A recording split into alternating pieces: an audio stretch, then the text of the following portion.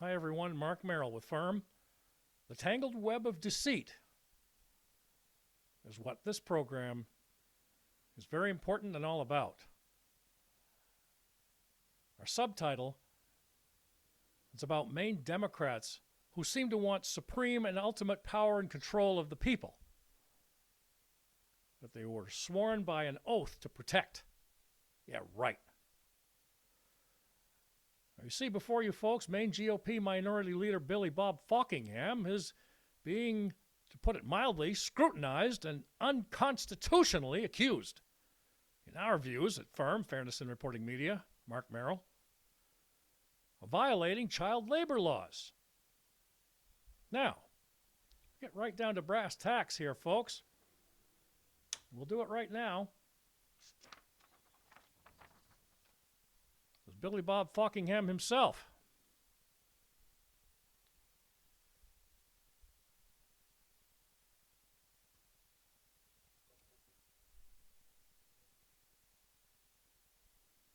Giving him the stage that he needs from his constituents as he addressed this issue in his first public response on these allegations.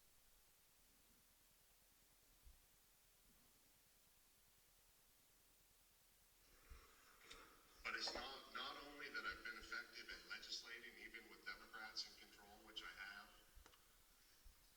it's the fact that I've been effective in messaging, and I've been a thorn in the side of the Democrats. And when you're effective, your enemies come after you. And I'll tell it to this group of people right here for the first time publicly. They have come after me to ruin my life. They have used the Department of Labor to attack me personally. That boy right there, my son Carter, he's 12 years old.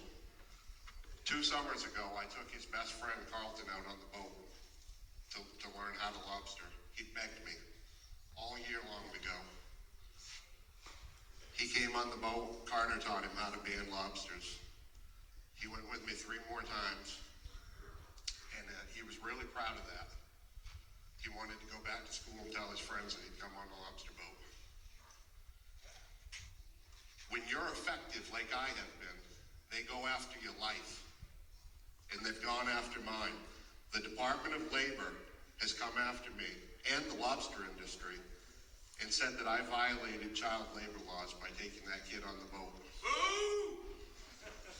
This is a threat to the industry that is proud of taking kids like all 3 of them right there out on the boat. And every person in here who's been in the lobster industry knows they've been on a boat when they were 8, 10, 12 years old. The state of Maine sells licenses to 10-year-olds. And they have come after my livelihood for taking a 14-year-old boy 4 times. And I gave him $500, and some of that was lawn mowing money. This is what they do to you. This is the evil that Artie Mingo spoke about.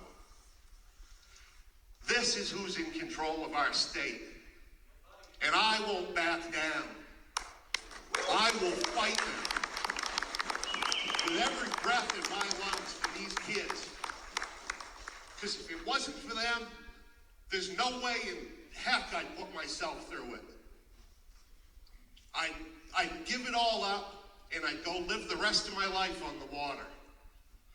But I can't because of them. That's why I'm here. And that's why I won't give up this fight.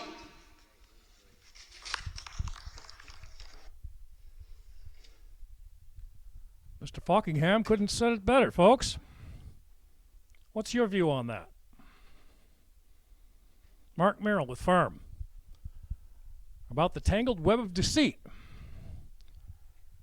think you already know the answer to that one, folks. Whose web and whose deceit? It's the Mills administration. It stinks to high heaven. How about we could use a euphemism from the lobstering and fishing industry? It's dirty fish heads. Rotten carcasses.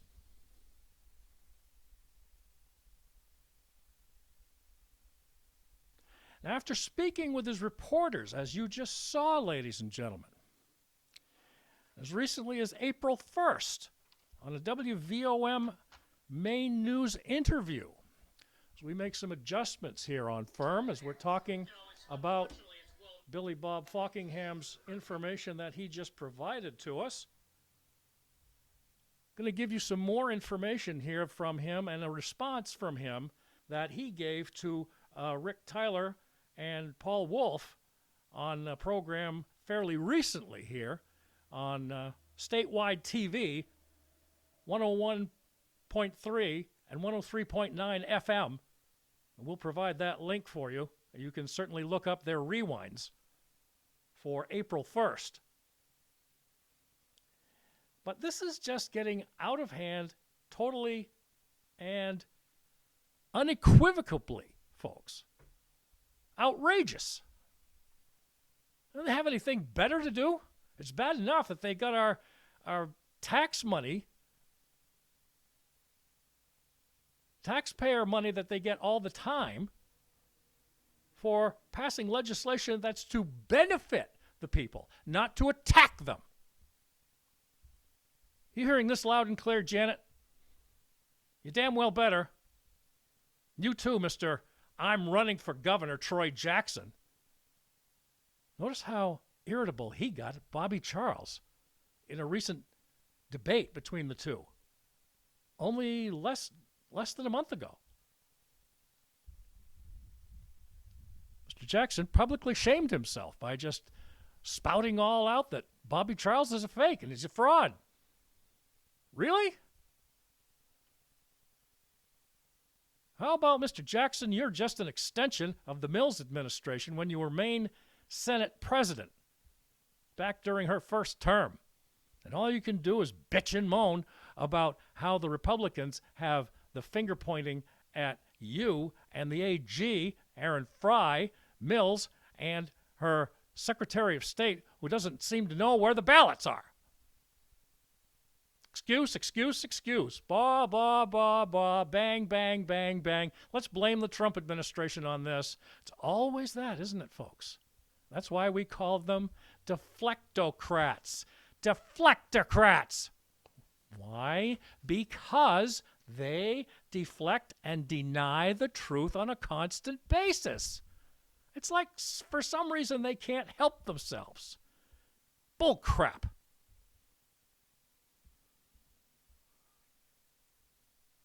So as we move on here, ladies and gentlemen, we shall bring up another one here. Another wonderful person that you need to meet in just a couple of more minutes. But we have one more segment from Billy Bob Fockingham. And he's going to give us another tidbit. More present day. Or I should say more recently, where he made an announcement on WVOM radio, as we just spoke of. And here's what he had to say about that, ladies and gentlemen. This should make everybody stand up and consider how you're going to vote, not only in June, but in November, once and for all. Now, when he's speaking of they in this short segment of what Billy Bob Fockingham had to say about his next actions on how to resolve this issue going forward, he's referring to the Mills administration and possibly Janet herself. Here's that segment. I think that they need to worry about protecting the lobster industry, the future of the lobster industry, and I think it's time to do the right thing, and these charges need to go away. There needs to be an exoneration, and I'd like to have an apology. Otherwise, there's going to be a lot of kids left at the dock. The future of not just the lobster industry, but every heritage industry in Maine is in danger right now. That's just part of a very lengthy interview that Mr. Falkingham had with Rick Tyler and Paul Wolf on WVOM radio back on April 1st. Believe me, folks, it speaks volumes. Can't just sit back here, folks, and let people walk all over us, especially those of us on the right or conservatives or even freedom of the press here. We are the free press. Channel 6, Channel 13, ding-dongs. I want to throw them off the face of the earth, WGAN, who is an affiliate of CBS, as well as WGME 13 out of Portland. They don't give a damn about your rights and your freedoms, folks. They're paid off by Janet Mills, and you know it. If you don't, you are part of the problem and can be sued or taken to court for libel, slander, and defamation of character. We know this as accurate, folks. We here at Firm, myself, and many of my supporters know the laws of the Constitution and how it works when you are trying to take somebody down because you don't like their free speech. Gee, that's too damn bad. That's right. You can be sued for libel, slander, and defamation of character.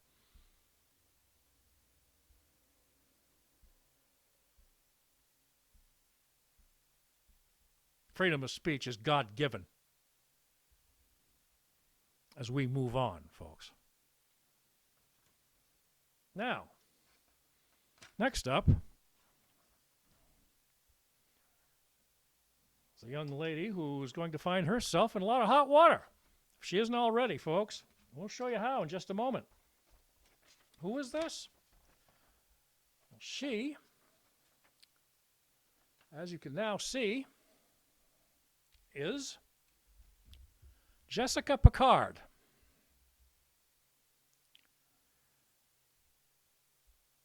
As we contacted the Maine Department of Labor in person earlier this week to inquire about Mr. Falkingham's so-called child labor laws violations, but we were referred to the Director of Communications instead of the Commissioner of the Department of Labor. Well, we intend to still follow up on that, folks, and see if we can get, I believe it's still Laura Fortman, to get her to react to this and do something about it. I'm not going to listen too much after what you find out here today on Firm about the tangled web of deceit, how the Maine Democrats want supreme and ultimate power and control of the people that they're supposed to serve. So here's an email exchange that we had, folks, and this is how it went. First of all, we made the initial contact to Ms. Picard.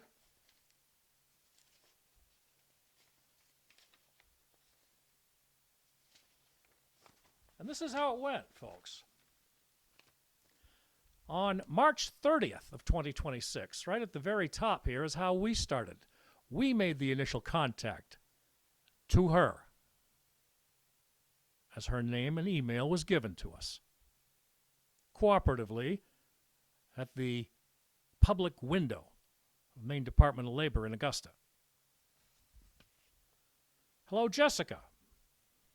I'm an independent Maine journalist from the greater Waterville area and represent Maine citizens and the U.S. as a defender of the First Amendment, the Bill of Rights, and the Constitution. My organization is Firm, Fairness in Reporting Media. I have a few questions on the alleged charges and fines against House GOP Representative Billy Bob Falkingham in regard to the recent so-called violations of state child labor laws from approximately 2+ years ago. Please, at your earliest convenience, contact me by phone, voicemail, text, or email as noted below. Thank you for your time. Signed, Mark A. Merrill, sole proprietor of Firm. March 30th, about an hour later, 1:22 p.m. Good afternoon, Mark. Maine Department of Labor is charged with enforcing more than 100 employment laws. When potential violations are reported, MDOL follows a standard process to investigate them. As part of that process, all parties are entitled to a hearing before an independent hearing officer and representation by legal counsel. Oh, well. Maybe we'll get somewhere. Maybe. More to come, folks. MDOL cannot comment on specific cases other than providing final agency action documents, which are posted publicly on our website. She gives the website. Following final agency action, parties have the right to appeal to Superior Court. Jessica Rivers, says Communications Director. Perhaps she got married. I don't know. I'm not judging her on that, folks. She comes up online, just as you see it right here, as Jessica Picard, Communications Director. So we go on, folks. Before the end of that exchange, at 3:33 in the afternoon, I asked her if an appeal was filed to Superior Court. Where would I find those documents? Ms. Picard replied right away. It would be through Kennebec County Superior Court. Thank you, once again.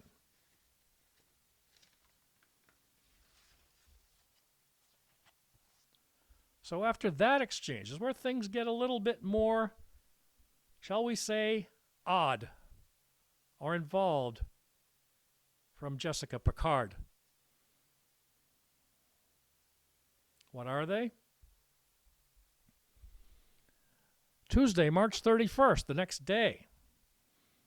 March 31st, 2026 at 1:10 p.m. I received an email from Jessica Picard to my Fairness in Reporting Media email. Hi, Mark. Just wanted to provide some more context. Got that one, folks? Keep it in mind. She wanted to provide some more context. MDOL takes the safety of youth in the workplace seriously. We investigate every, highlighted in bold, report of a potential youth labor violation through a standard process that applies to all employers regardless of industry. As part of that process, all parties are entitled to a hearing before an independent hearing officer and may be represented by legal counsel. Following final agency action, parties have the right to appeal to Superior Court. More information, including decisions of final agency action, are available at MDOL's website. MDOL strongly supports, she goes on, the inclusion of young people in Maine's iconic lobster industry, which has a long history of providing opportunities to Maine youth, to support youth interested in lobstering and those wishing to provide those opportunities. The Maine Department of Marine Resources provides well-established avenues for youth to gain hands-on experience in lobstering, which include the student license and apprenticeship programs.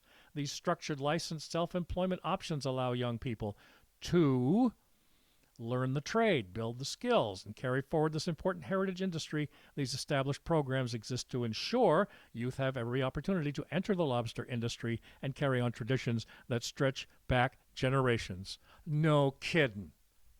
Isn't that what Billy Bob Fockingham just said?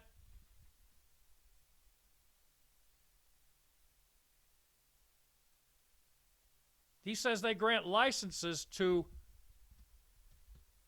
youths who are 10 years old. The young man in question was 14 at the time. Out of context? Forgetting the content of the issue?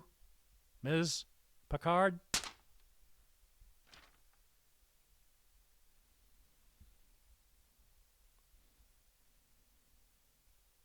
In addition, she finishes in her second paragraph. She answered back to me, folks. I didn't ask for this. This is voluntary. And by the way, this information has been passed along to some very reliable news sources, of which I will not reveal for confidentiality reasons. In addition, she concluded, Most people, including the youngest, working in the lobster industry are independent contractors with their own licenses. Really? I don't believe this young man had a license, folks. This makes them different, she says, under the law than employees, which are covered by the Federal Labor Standards Act and other federal youth employment laws, which Maine Department of Labor is required by law to enforce. Come on. Come on. Are you kidding me, lady? Are you kidding me? Janet Mills has already pretty much tried to embarrass Donald Trump a year and a half ago at a Republican governor's breakfast meeting that she would not comply with federal Title IX laws that ban biological men from participating in women's sports since 1972. Do I need to go any further on that one? For more information, blah, blah, blah, blah, blah, on what an independent contractor is versus an employee, blah, blah, blah, blah, blah. And she ends by saying, the Department of Labor is firmly committed to expanding opportunities for young people to enter the workforce, including Maine's lobster industry. Our goal is to ensure opportunities for youth are handled safely and abide by the established pathways created under law, which exist to both protect young people and their employers. Thank you, Jessica Rivers, again, although it says Picard here. Communications Director.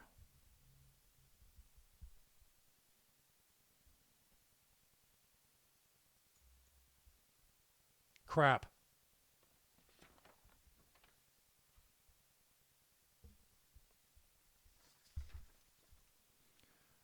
One final note we're going to put on this, ladies and gentlemen, which is all about, of course, the tangled web of deceit. Seems Maine Democrats want supreme and ultimate power and control the people of our state. So before we wrap it up here, folks, on this particular important episode of Firm,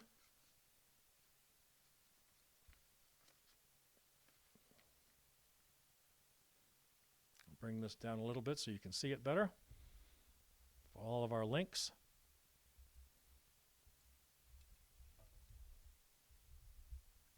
Let's go for a little bit more detail into what a tangled web we weave when first we practice to deceive. Remember that one? Well, guess what? It's not Shakespeare. It comes from an early 19th century Scottish author, Sir Walter Scott. Maybe some of you recognize his name. Oh, what a tangled web we weave when first we practice to deceive means that when you lie or act dishonestly, you're initiating problems and a domino structure of complications which eventually run out of control. The quote is from one of his epic poems, Marmion, A Tale of Flodden Field. The tangled web quote from his poem made it into the realms of immortality, but while doing so, has left most of Mr. Scott's very accomplished writing behind. To put it delicately, no one reads Scott anymore. Some of his lines should have been made into everyday language, but haven't. Such lines as look back and smile on perils past, and the will to do, the soul to dare, and come he slow or come he fast, it is but death who comes at last, should have made it, but didn't. Truth is that Mr. Scott was difficult to read, and his work, wonderful as one could find it, if one were determined to take it on, is old-fashioned. Well, that's a matter of opinion, of course. I'll tell you the source of this one as well here and when we're done, folks, both in its ideas and situations, and more particularly in its educated, alienating 19th century language. Oh, okay, so, a couple of centuries ago.